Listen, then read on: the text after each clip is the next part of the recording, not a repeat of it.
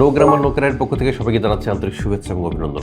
যে কমন ইংলিশগুলো আমরা সবসময় ব্যবহার করে থাকি, যেগুলোকে আমরা বাংলিশ বলি, অর্থাৎ আমরা কথা বলার সময় এমন কিছু ইংরেজি বলি যেগুলো খুবই নেসেসারি হয়ে গেছে বর্তমানে। এইরকম কিছু ইংরেজি এখন আমি আপনাকে শেখাবো, যেগুলো আপনি বাইরে যখনই যান, যার সঙ্গে কথা বলেন, যেন আপনি ফ্লুয়েন্টলি কথা বলতে পারেন, বাংলার সঙ্গে সঙ্গে ইংলিশও বলতে পারেন। অর্থাৎ এটাকে আপনি যেন একদম মেজারমেন্ট করে নিতে পারেন যে কোন কোন কথাগুলো অ্যাকচুয়ালি বলতেই হয়, কোন কোন ইংরেজিগুলো আমাদেরকে বলতেই হয় কথা বলার সময়। এবং এই কথাগুলো আমি আপনাকে এত সহজভাবে শিখিয়ে দেবো, আপনি যে কোনো সময় খুবই ভালোভাবে কনফিডেন্সের সঙ্গে এই কথাগুলো ব্যবহার করতে পারবেন। তো চলুন শুরু করে ফেলি আজকের video. Number 1 word is improve. Improve কথা কিন্তু আমরা সবসময় পরে উন্নতি করে থাকি। আপনি লেখাপড়া করছেন, আপনাকে সবাই কেউ বলছে যে তুমি তোমার লেখাপড়াকে আরো উন্নত করো, ইমপ্রুভ করো। তুমি কোনো একটা কাজ করছো, সবাই তোমাকে বলছে যে তুমি কাজটাকে আরো বেশি উন্নত করতে পারো অথবা আরো বেশি ইমপ্রুভ করতে পারো। তো এই ইমপ্রুভ কথাটা দিয়ে আমরা কি সেন্টেন্স তৈরি করতে পারি, ইজিলি আমরা এখন শিখে ফেলবো। আমি আমার ইংলিশ বলা আর উন্নত করতে চাই। I want to improve my English speaking. Fluency বাড়াতে প্রতিদিন প্র্যাকটিস করুন। Practice everyday to improve your fluency. বই পড়লে আপনার ভোকাবুলারি বাড়ে। Reading books can improve your vocabulary. সে তার কমিউনিকেশন স্কিল উন্নত করার চেষ্টা করছে। He is trying to improve his communication skills. Practice করলে আপনার আত্মবিশ্বাস বাড়বে। Your confidence will improve with practice. What two confident নিয়ে কিন্তু আমরা সচরাচর কথা বলে থাকি যে তোমার আত্মবিশ্বাস বাড়া দরকার, এই কাজটাতে তোমার আত্মবিশ্বাস বাড়লে আরো বেশি করে করতে পারবে অথবা ভালো করে করতে পারবে। এই কনফিডেন্ট কিন্তু আমরা প্রায় ব্যবহার করি। এখন আমরা শিখবো কনফিডেন্ট দিয়ে কিরকম করে আমরা সেন্টেন্স তৈরি করতে পারি। ইংরেজি বলার সময় আত্মবিশ্বাসী হতে হবে। You must be confident while speaking English. আজ তাকে খুবই আত্মবিশ্বাসী দেখাচ্ছে। She looks very confident today. আপনার আত্মবিশ্বাস আপনার কথা বলাকে স্বাভাবিক করে। Confidence makes your speech natural. প্রতিদিন প্র্যাকটিস করার পর সে আত্মবিশ্বাসী হয়ে ওঠে। He become confident after practicing daily. Number 3 word is routine. Routine শব্দের সঙ্গে আমরা খুবই পরিচিত। আমরা যারা স্কুলে কলেজে লেখাপড়া করি অথবা ইউনিভার্সিটিতে, তারা কিন্তু রুটিন মাফিক আমাদেরকে কাজ করতে হয়, লেখাপড়া করতে হয়, প্রাইভেট করতে হয়। এবং যারা আমরা জব করি তাদেরকে কিন্তু রুটিনটা খুবই ফলো করতে হয়। ইংরেজি বলার একটা রুটিন বানান। Make an English speaking routine. একটা সহজ অথবা সিম্পল রুটিন আপনার জীবন বদলে দিতে পারে। A simple routine can change your life. আমার সকালের রুটিন 6টায় শুরু হয়। My morning routine starts at 6 AM। প্র্যাকটিসকে আপনার রুটিনে রাখুন। Practice should be part of your routine. একটা রুটিন ছাড়া ধারাবাহিকতা অসম্ভব। Without routine consistency is impossible. Word number 4 consistent, অর্থাৎ নিয়মিত।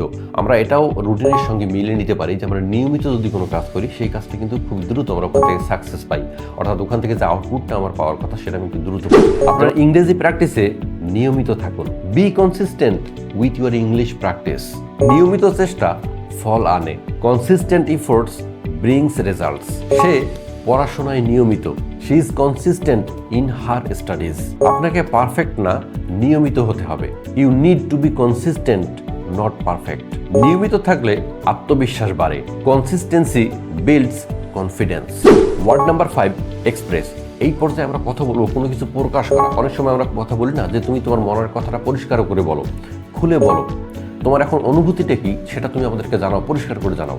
এই অনুভূতি অথবা এক্সপ্রেস করাকে নিয়ে আমরা কীভাবে এখন সেন্টেন্স তৈরি করতে পারি সেটা এখন আমরা দেখব। আপনার ভাবনা পরিষ্কারভাবে প্রকাশ করতে শিখুন। Learn to express your thoughts clearly. ইংরেজি আপনাকে বিশ্বজুড়ে প্রকাশ করতে সাহায্য করে। English helps you express your self globally. সে তার অনুভূতি সৎভাবে প্রকাশ করলো। She expressed her feelings clearly. সহজ ইংরেজিতে আপনার আইডিয়া প্রকাশ করুন। Try to express your ideas in simple English. Word number 6 engage. আমরা অনেক সময় কথা বলে থাকি যে আপনি কাজটার সঙ্গে যুক্ত হন, আপনি ইংরেজি বলার সঙ্গে যুক্ত হন, আপনি লেখাপড়ার সঙ্গে যুক্ত হন। অর্থাৎ এই এঙ্গেজকে কী করে আমরা সেন্টেন্সে রূপান্তর করতে পারি এবং সহজ সহজ সেন্টেন্স মেক করতে পারি যেন আমাদের ডেইলি জীবনে কাজে লাগে, সেগুলো এখন আমরা শিখব। ইংরেজি কথোপকথনে যুক্ত হওয়ার চেষ্টা করুন। Try to engage in English conversation. যারা ইংরেজিতে কথা বলে তাদের সঙ্গে যুক্ত হন। Speak with friends who engage in English. কন্টেন্টের সঙ্গে যুক্ত থাকলে দ্রুত শেখা যায়। Engaging with content helps you learn faster. শিক্ষার্থীরা সক্রিয়ভাবে আলোচনায় যুক্ত ছিল।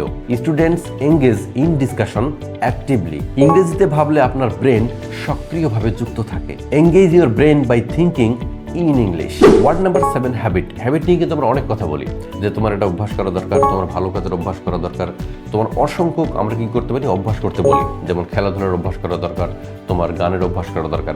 সেই অভ্যাস নিয়ে আমরা কি করে ডেইলি কথা বলতে পারি এবং সহজ সহজ সেন্টেন্স মেক করে সেগুলো আমাদের ডেইলি জীবনে ব্যবহার করতে পারি, এখন আমরা সেগুলো শিখব। ইংরেজি বলাকে আপনার দৈনন্দিন অভ্যাস করুন। Make English speaking your daily habit. ভালো অভ্যাস ভালো ফল আনে। Good habits make great results. পড়াশোনা একটি শক্তিশালী অভ্যাস। Reading is powerful habit. খারাপ অভ্যাস ধীরে ধীরে ছাড়ুন। Break bad habits slowly. অভ্যাসই আপনাকে পরিচয় দেয়। Habit becomes your identity. আজকের ভিডিওটি এই পর্যন্ত। নেক্সট ভিডিওতে আমি আরও দৈনন্দিন জীবনে যে ওয়ার্ডগুলো আমরা ইউজ করি সেগুলো কী করে আমরা সেন্টেন্সে পরিণত করতে পারি সেই নিয়ে কথা বলবো। এবং যদি আপনি ফেসবুক থেকে দেখে থাকেন তাহলে তো অবশ্যই আমাকে ফলো করে দিবেন, এবং যদি আপনার কোনো মতামত থাকে অবশ্যই আমাকে কমেন্ট করে জানাবেন, এবং যদি আপনি ইউটিউব থেকে দেখে থাকেন তাহলে অবশ্যই সাবস্ক্রাইব করে আমার পাশেই থাকবেন। ধন্যবাদ।